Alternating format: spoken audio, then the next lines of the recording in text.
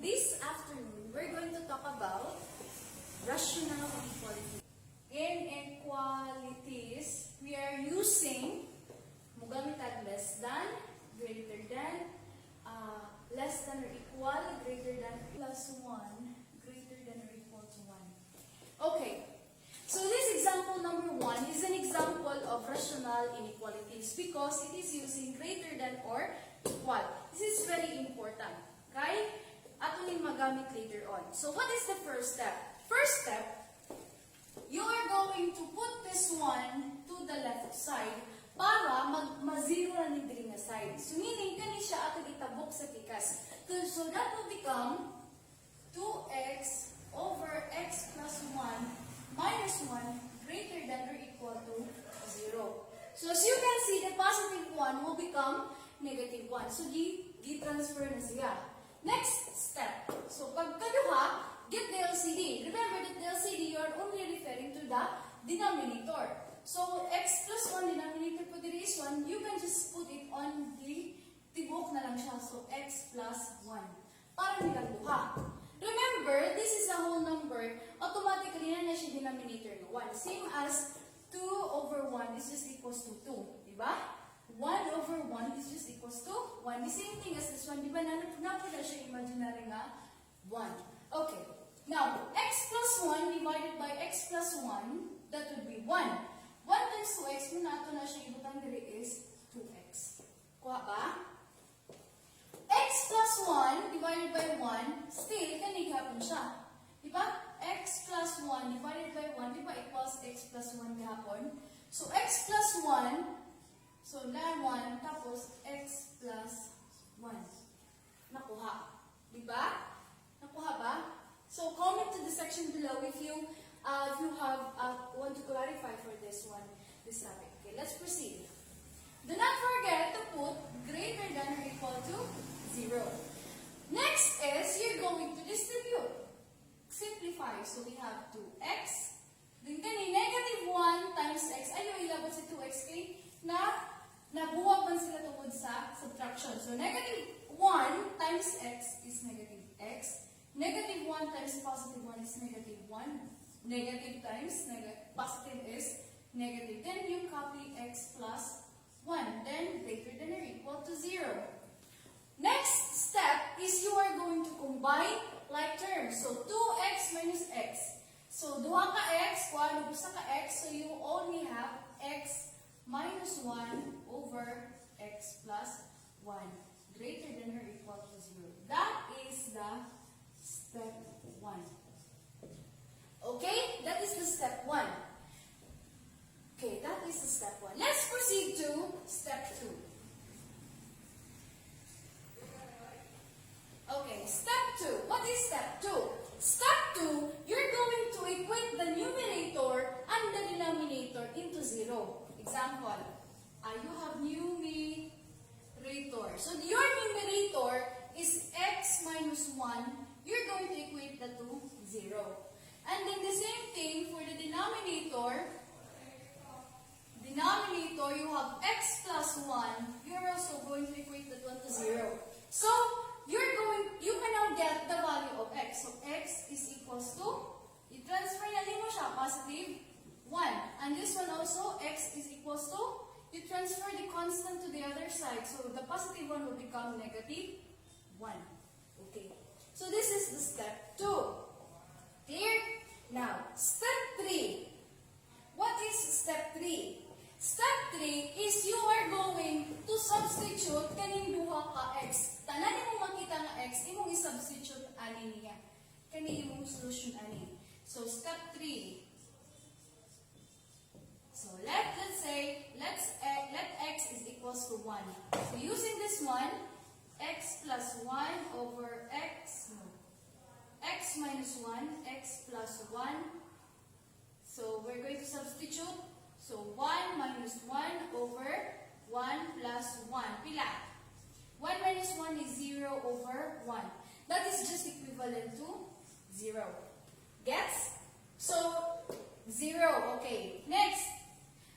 X is equals to negative 1. So, x is equals to negative 1. The same thing, you're going to substitute this this 1 by negative 1. So, x minus 1 over x plus 1 is equals to, let's substitute negative 1 is negative 1, negative 1 plus 1. So, negative 1, utang piso, that is utang dos. Then negative 1, utang pero naki-cash piso, so automatically 0. Therefore, it is undefined. So, undefined. Remember that when you say rational, the denominator should not be equal to 0. Therefore, in step 4, you're going to make a number line using this step 2. So, you have here negative 1 and you have here positive 1. Okay.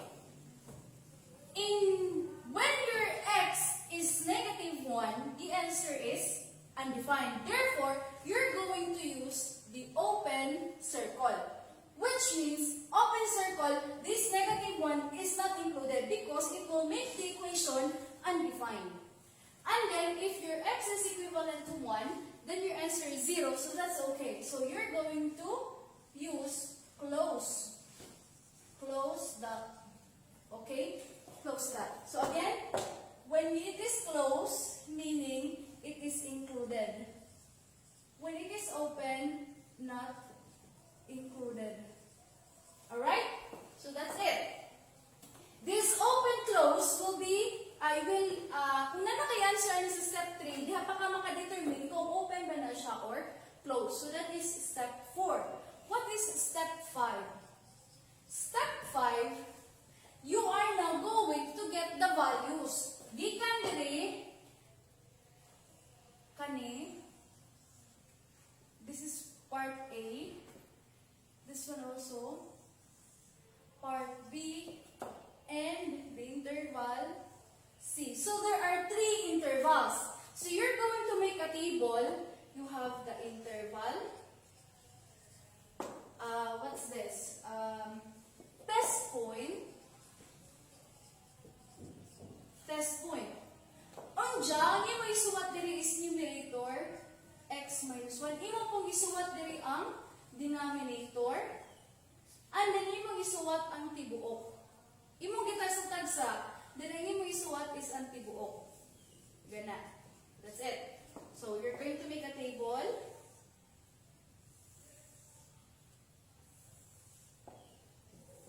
Alright. Okay.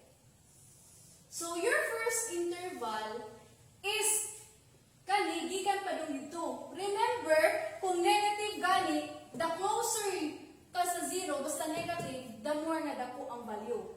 So, the more na closer ka sa 0, meaning dako ang value. So, meaning, is it less than or greater than pa dun dito? It is less than. So, your first interval is x is less than negative 1. Pwede ba siya may equal? Dili. Kaya dili man siya pwede. Not included man si negative 1. That is your first interval. Second. What is the second interval point? The second interval point is, ganito nga. Kani. So, x is, sa mani, dako ni, dapat dako siya ni negative 1, pero mula pa siya ni 1 dili. Dapat dili siya mula pa si 1, pero pwede si 1. Included man. So, pwede ka mo less than or equal to 1. Nakuha ba? X is greater than negative 1. So, nakuha siya ni negative 1, pero gamay siya ni 1. That is the second interval. Now, let's have letter C. So, what are the values na padung dito? This is infinity, ha? It can be extended. Pwede pa na siya 100, 1,000 extended. The same thing as there, pwede pa ka negative 1 million. So what are the numbers here? Padong right. So it is greater than 1. So it is x is greater than or equal to 1. We can still use equal because it is included. If it is not included, therefore you are not going to use equal. Okay? Next, test point. What is test point? Kamoy bahala kung sa inyong ibutang diri na pwede ma-substitute as long as na-belong siya ani nga interval.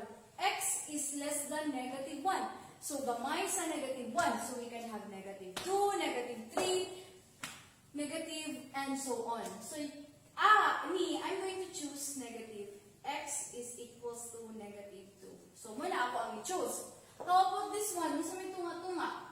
I can have x is equals to 0. Pwede ka magamit of negative 0.5 or pwede ka magamit of 0.5, negative 0. Basta tunga-tunga ani niya kanina part. Okay? You cannot use here 2 because it is less than or equal to 1. Lapas naman si 2. How about this one? X is greater than or equal to 1. Can we use 2? Yes, because it is greater than 1. Okay. Ayaw mo kahadlok diri because ang ato ng answer diri it could be negative or positive. Walay number ang ato isuwat diri. Example. Kung imong i-substitute si negative 2 ni x, unsa man ang posibleng answer? Positive ba or negative? Di ba negative? Kay negative 2, negative 1. So, negative. Walay specific nga answer nga ni kay mura ni ang representative para ani nga part. Then kaning 0 representative po diri sa tunga, then si 2 representative po padung sa right. That's why we don't have an exact value here na ato bitang. How about this one? If x is equals to 0, what could be the answer? Is it positive or negative? 0. So still, the answer could be what? It could be negative. Diba? Negative. 0. 0 minus 1 is negative. Diba? Negative 1. How about this? 2 minus 1. So 2 minus 1 is positive. Kani? Negative 2 plus 1. Negative 2. Utang dos, imong cash is only 1. So your answer is still negative. 0. 0 plus 1, of course, it is positive. 2 plus 1 is still positive. You're not going to answer 3. Just answer positive or negative. Next, what are we going to do this one? Since it is division, then mo i-divide. Ang answer ani kani gibang linya, then ang answer is kani i-divide. Negative divided by negative, positive. Remember the rule. Negative, negative, positive. Negative, positive, negative. Positive, negative, negative, positive, positive, positive. Okay, so multiplication na siya og division. Remember that one. So again, negative divided by positive is negative. Positive divided by positive is positive. Go back to this one. Arit lang mag-base. Greater than or equal to 1. Positive or negative? Greater than or equal to 1. Positive or negative? Kung sabi mga number na greater than or equal to 1. Di ba mga positive na numbers? Therefore, arit kamutan na nila dili asa man ang positive. Kani o this one. So are we going to include this one? No, because it is negative. It will make these rational inequalities into negative. So dili siya mo satisfy sa atong gigamit nga inequalities nga greater than or equal to 1. So ang mo satisfy ra, you're going to conclude since 2x over x plus 1 is greater than or equal to 1, then the solution set is, you are going to use set builder notation. X is an element of real number. Again, x is an element of real number where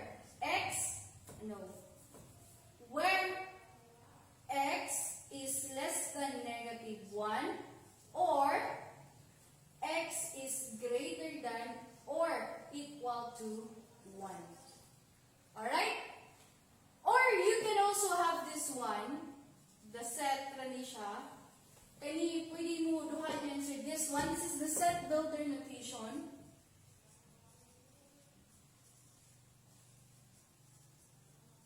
And this is the set talaga. So if you're going to use this one, diba, kanino? You're going to have, what's this? 1. Is this negative 1 not included? No, negative 1. So you're going to have negative infinity. This negative infinity refers to this, meaning negative infinity, and then negative 1. parenthesis, union because it is the combination of the two, yung or. Kung and ganina, you're going to use intersection. So, or man, so muna itong itawag na union. Operation po din siya sa set. Union ha, union. Then, 1. Nga lang ingani magpurma. Alright. You are going to use this one if this is not included. Kanisi dya, magamit kung number line. Number line. Kani po magamit if it is on the set. So, included. So, as you can see here, of course, negative infinity and positive infinity, not included with siya. Kaya naman siya number, specific na number. That's why we're going to use parentheses. But negative 1 here in the number line is not included. Therefore, we're going to use also not included. And union, you're going to use your bracket because it is included, meaning 1 is included. So this is what you're going, this is the final answer. This one. Okay, this is the process. Step 1, kung na-ID na pong tag, imong i-transfer sa PCAS. Step 2, make the numerator, make the denominator equate into 0, then you can find the value of x. Step 3, you're going to substitute ang nakuha nimo nga value of x so that we can determine if those x's are included or not included in the number line in the step 4. And in step 5, you're going to make interval referring to the number line that you have created. Given nga na tayo included or not included, you're going to make now the test point based on your unsa inyong gusto. And then this is the numerator, and this is the denominator, and this is the full equation. You're just going to copy and then divide. Again, you're not going to make any specific number here. You're just going to answer positive or negative. And after that, naalam mo din sa final na equation na answer, you're going to refer here. If it is greater than positive. If it is less than it is negative. So, after that one makita kung asa ang positive, negative, then you can find the solution set for this one. Okay? So, meaning, this solution set will satisfy these rational inequalities. Or this solution set can make these rational inequalities greater than or equal to 1. Okay? So that is the first example.